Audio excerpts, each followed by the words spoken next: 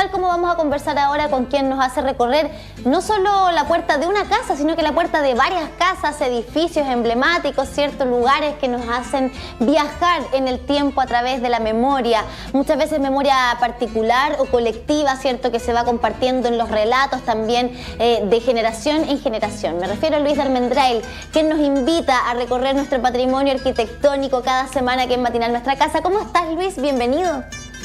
Muchas gracias, Cami. Muy bien. ¿Y ustedes qué tal? Partiendo esta semana helada, fría, totalmente otoñal. Sí, pues viene el agüita también tan necesario. Y qué lindo hoy día poder salir a recorrer los barrios contigo, recorrer nuestra historia. Siempre nos escriben, felicitándote, agradeciendo también que podamos estar contigo acá, porque nos vas mostrando, bueno, esas partes de nuestro país que lamentablemente producto de la naturaleza se han destruido, han desaparecido, pero que también lamentablemente producto del hombre, de las malas políticas. Hoy día tenemos cambios de alcaldes también, vamos a ver qué va a pasar con los planos reguladores, que han sido un tema obviamente para tener este equilibrio entre desarrollo, patrimonio y por supuesto también bienestar ciudadano. ¿Dónde vamos a ir hoy día? Hoy nos vamos a quedar en Concepción, pero específicamente en un barrio histórico. Esto podemos considerarlo como una especie de segunda parte o un complemento de un espacio que hicimos hace ya meses. Creo que fue en noviembre, si no me equivoco, que hablamos sobre Pedro de Valdivia, el sector bajo, que está, digamos, entre la avenida Pedro de Valdivia y la Costanera. Hoy vamos a hablar de algunas casas y algo de memoria de lo que fue Pedro de Valdivia hacia los altos, hacia la parte entre la avenida Pedro de Valdivia y el cerro propiamente tal. Un sector cargado de historia asociado al gran pasado de lo que fue el sector Agua de las Niñas, marcado por la avenida Agua de las Niñas y la existencia de grandes mansiones, grandes casas y por supuesto grandes quintas que existieron en el sector. Hay algunas tan hermosas, Luis, que uno extraña, ¿cierto?, ver por ahí, que se terminaron convirtiendo en edificios, algunas otras que se terminaron convirtiendo en clínicas, ¿cierto?, distintos recintos más bien comerciales. Partamos entonces haciendo este recorrido por la memoria con un castillo. Exactamente, en realidad era una casa bastante grande, pero ustedes saben que en esa época se le llamaba castillo, claro, que es el Castillo Sofita o Castillo Sofía también, que era parte de la Quinta Sofía, que era una gran construcción, como se pueden dar cuenta, una tremenda casa para esta familia que estaba ubicada en la avenida Pedro de Valdivia, lo que actualmente vendría siendo la avenida Pedro de Valdivia, casi en la actual calle Guestwick. Hay una clínica dental en la esquina. Esta era la gran casa que enmarcaba y que de algún modo también daba la introducción a este barrio tan pomposo y lleno de estas grandes construcciones, por supuesto. O sea, donde están ahora los bomberos debería ser West Wayne, ahí donde había antes un restaurante peruano también. Ahí está West Wayne, pues, ¿no? Mira, no, eso es avenida Pedro de Valdivia. ¿Dónde están los bomberos?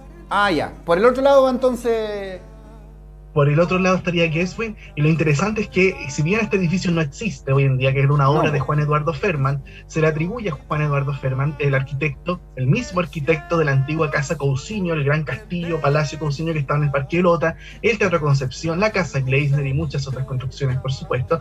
Esta construcción ya no está, es evidente, pero sí lo que queda son los muros, la especie de basamento que tiene, digamos, que nos alcanza a ver tanto, digamos, en la cabeza de los bomberos, más o menos. Eso todavía está, y ustedes lo pueden ver cuando vayan a Pedro de Valdivia. ¿Mish?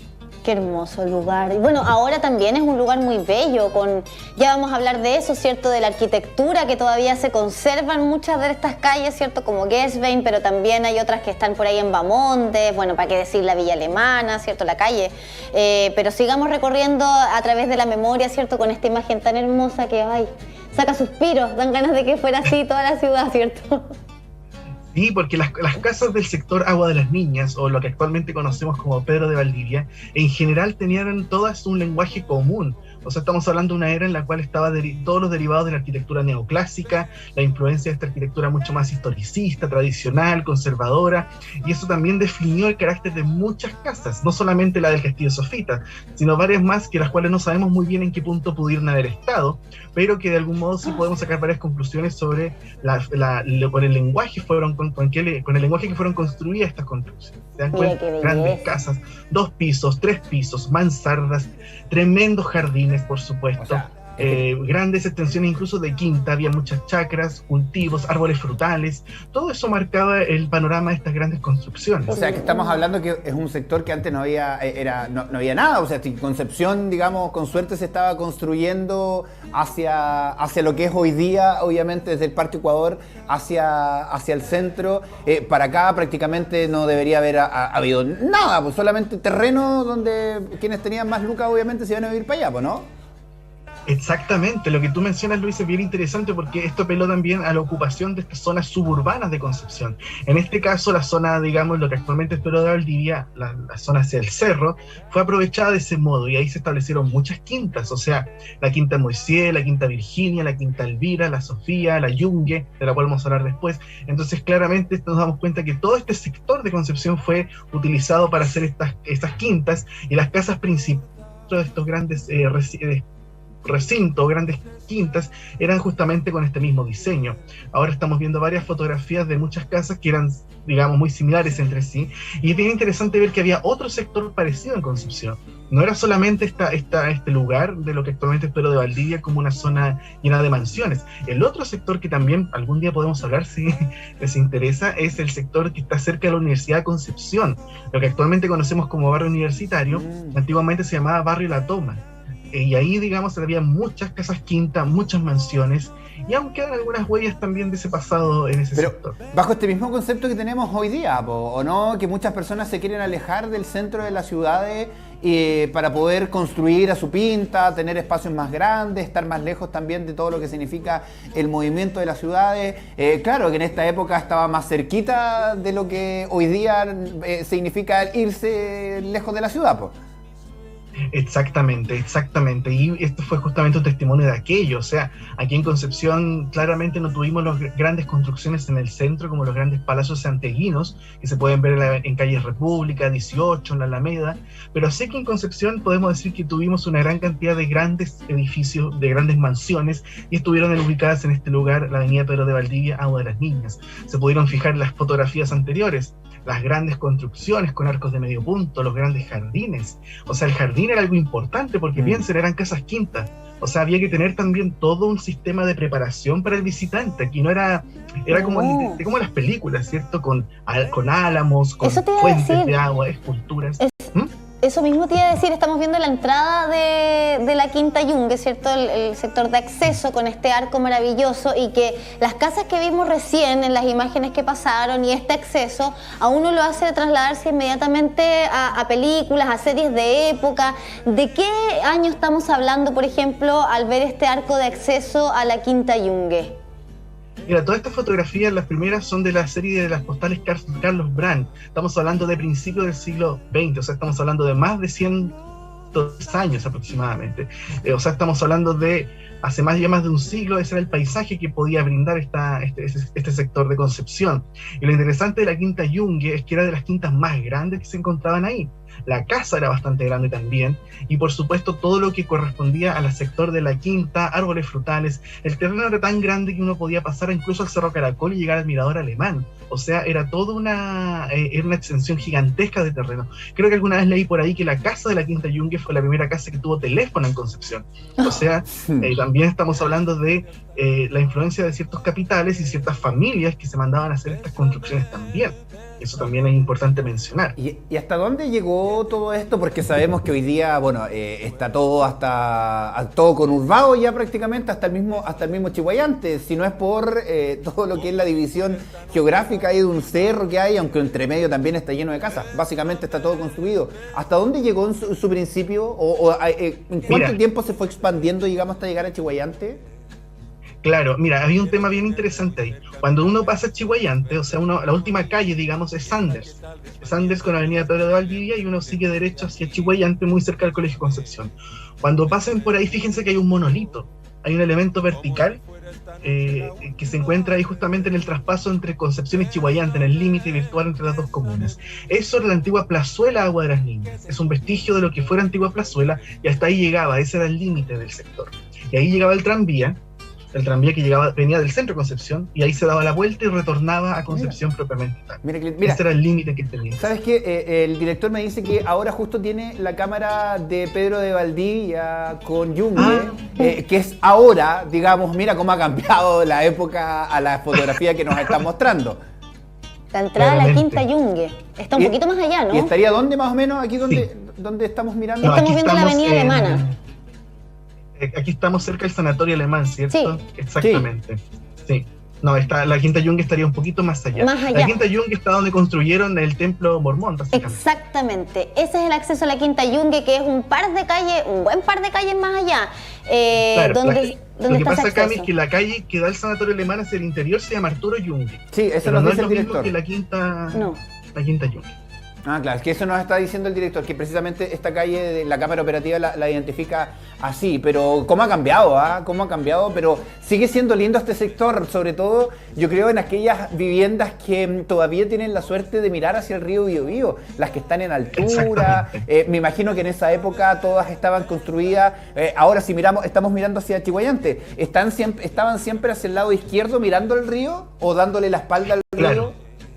No, estaban todas mirando al río, o sea, gran parte de estas casas estaban elevadas. Se fijaron que muchas de las que vimos anteriormente tenían balcones y tenían como tenían terrazas, por supuesto, porque el río era importante, o sea, la idea era verlo, por supuesto.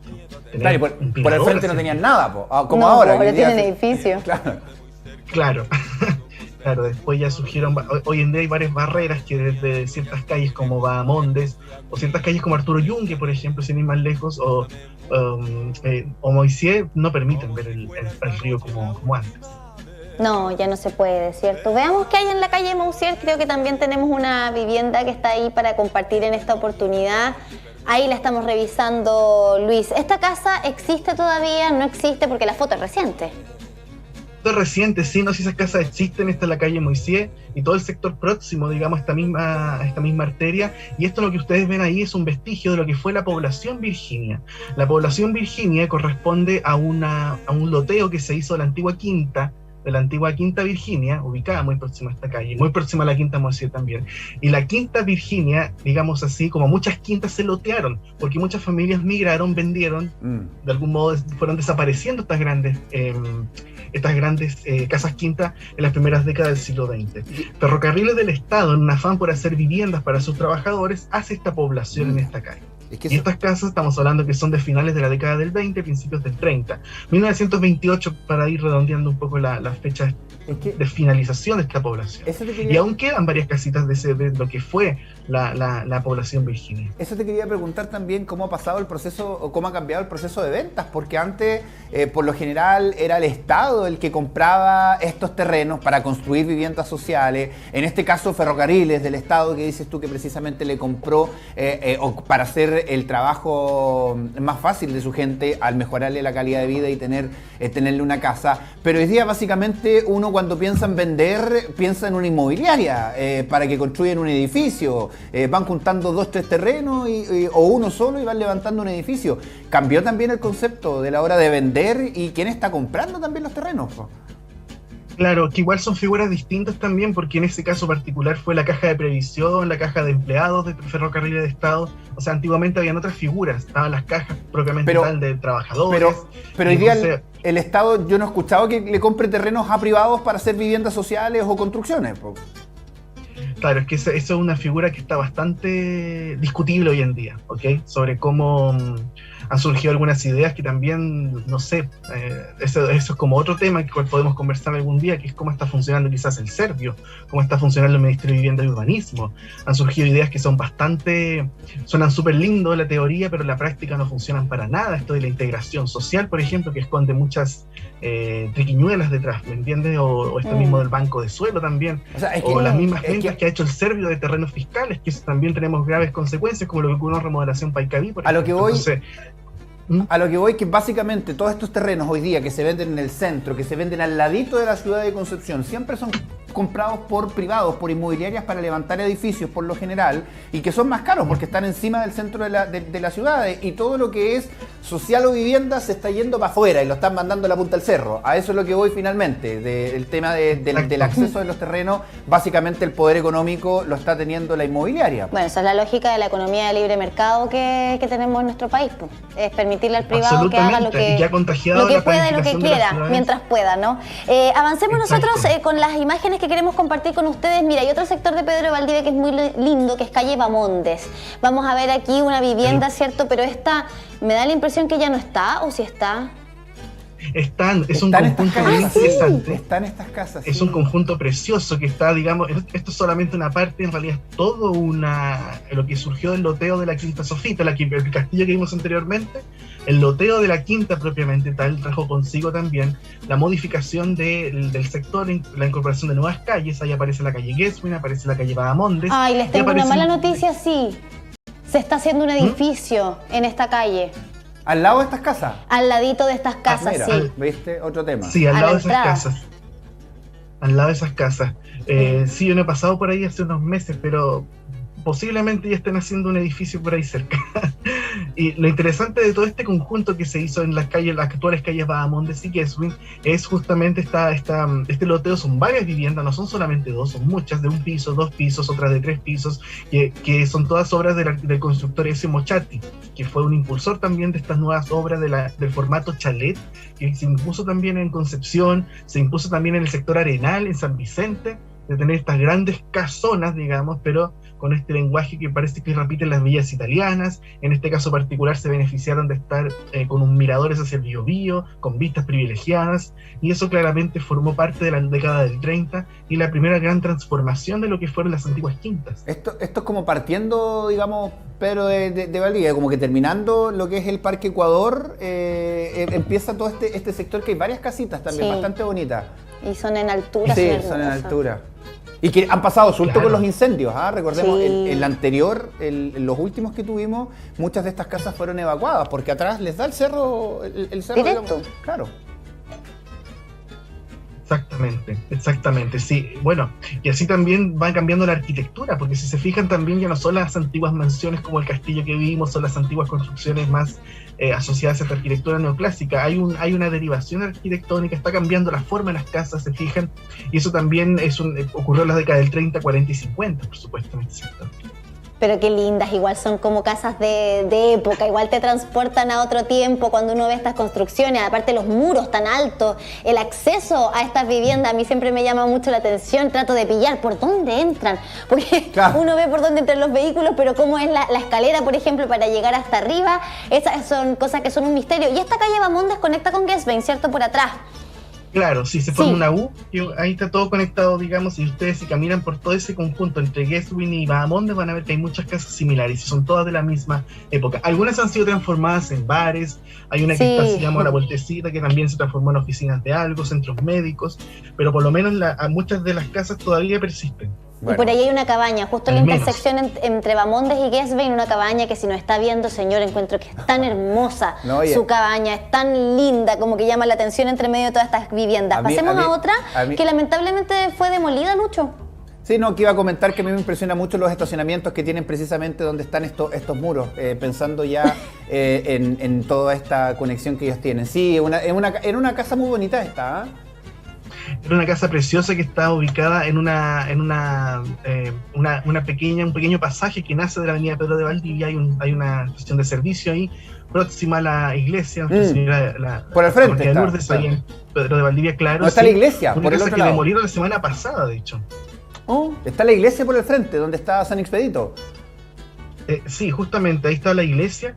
Y de hecho aquí me estaban llegando algunos comentarios, estaba recién revisando el Instagram, porque bueno, la casa en particular fue ocupada como taller de arte por mucho tiempo, sufrió daños con el terremoto y después quedó en ese estado que ven en la foto por mucho tiempo, hasta hace una semana que la casa fue demolida. Un grupo de artistas, Casa Panal, digamos, hizo un registro de lo que fue la demolición de esto, hicieron ciertas intervenciones también para dar cuenta de la vivienda, de sus características. Pueden revisar su Instagram, que en realidad quedé sorprendido, es un excelente trabajo que hicieron de registro de una especie de requiem por por esta casa, denunciando también que la falta de espacios para el arte en Concepción y al mismo tiempo cómo se pierden estas construcciones que tuvieron también una historia asociada a la creación. O sea, por aquí pasaron artistas, vivieron artistas, hubo talleres y vemos lo que pasó también hace unos días. Sí, bueno, ahí vamos a ver qué van a levantar precisamente. Sigamos revisando lamentablemente casas que han ido demoliendo con el paso del tiempo. Mira qué bonita esta. Me recuerda a Chillán también esto un poquito. Claro, porque es esa arquitectura que se construyó después del terremoto del 39, una arquitectura que deriva de lo moderno, claramente mucho más asociada a lo doméstico, por supuesto. Está ubicada al frente. Aquí este es un caso bien especial que lo quise compartir, si bien no está en la parte de Pedro de Valdivia, hacia el lado del cerro, está al frente, a metros de la iglesia, y junto a otras 2 o 3 casas más fueron demolidas también hace ya más de un año para dar paso a una torre de departamentos que todavía está en construcción. Una pequeña construcción angosta, si se fijan, bastante singular, que claramente también da cuenta de lo que está pasando en Concepción con los edificios y cómo también este sector, Pedro de Valdivia, que por mucho tiempo se pensó que no iba a tener o no iba a sufrir las consecuencias. Son tan caros. De este... Son tan caros por lo demás. Claro, justamente. Y también este sector de Concepción ha sufrido las consecuencias de lo que ha ocurrido con este plan regulador y todo lo que conlleva la construcción de edificios. Considerando que también está la iglesia, este es un sector bien tradicional dentro del mismo barrio Pedro de Valdivia. Preciosa casa que dio paso a un edificio, lamentablemente. Y esta que estamos revisando ahora, que tenía ahí, se arrienda incluso pegadito, todavía existe, ya fue demolida, ¿no?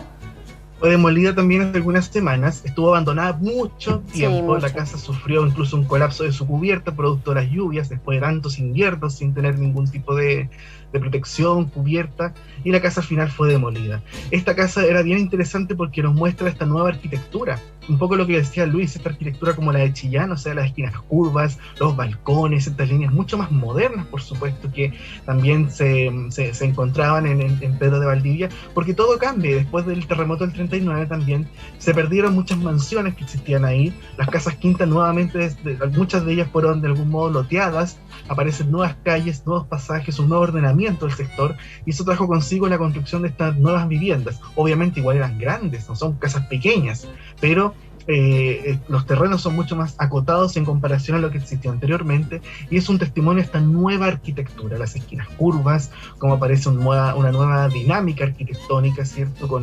Mantienen los antejardines, mantienen las rejas. Es bien interesante lo que ocurre ahí en Pedro de Valdivia en los años 40 y 50. Oye, qué impresionante ese letrero, se arrienda. ¿Quién podría pensar en arrendar algo así? Bueno, tienes toda la razón. A lo mejor ya solamente el terreno. Luis de Almendrail, te queremos agradecer enormemente por habernos acompañado en esta oportunidad. Nos alcanzó el tiempo, pero te agradecemos muchísimo y nos reencontraremos en la próxima oportunidad. No, fantástico, por supuesto, y solamente acotar que después, en la década del 60, llegan nuevos arquitectos, llega Alejandro Rodríguez, Gerardo Valverde, llegan Osvaldo Cáceres, muchos arquitectos que hacen obras en Pedro de Valdivia, y bueno, la historia sigue construyéndose, así que atento nomás a seguir las redes y nueva información que vaya a llegar. Gracias. Historia Arquitectónica CCP está apareciendo ahí en Instagram y por supuesto su sitio web. Un abrazo grande, Luis. Nosotros seguimos acompañando